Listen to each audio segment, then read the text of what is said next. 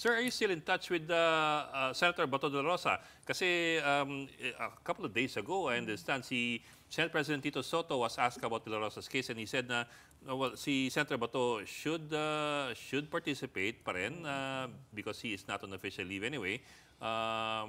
What is your response to that?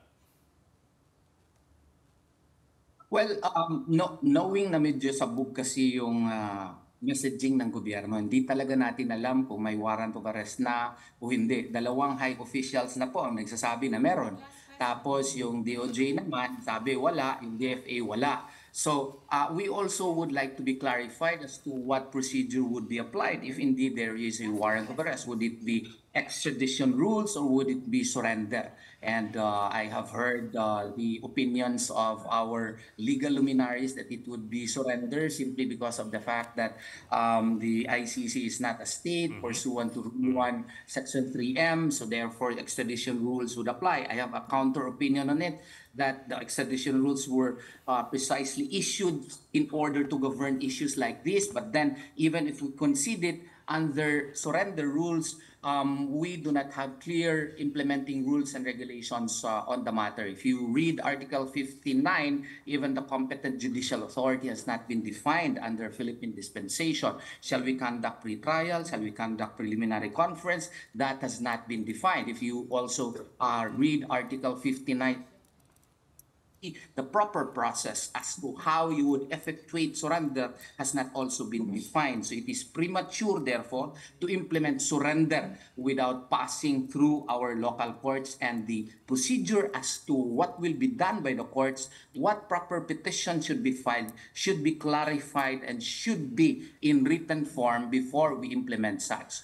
And in the meantime that the IRR is not issued by the government, whatever branch it is needed to issue the same, then Senator Bato has reasons not to make himself available as of moment. Right, Attorney, your last interview with us just days ago, that's exactly what you said. You're waiting for some sort of IRR on that surrender provision. But my question is it really meant to have an IRR? Or is it meant to be a case-to-case basis? That's why they just left it? Or na-overlook lang yung paggagawa ng IRR?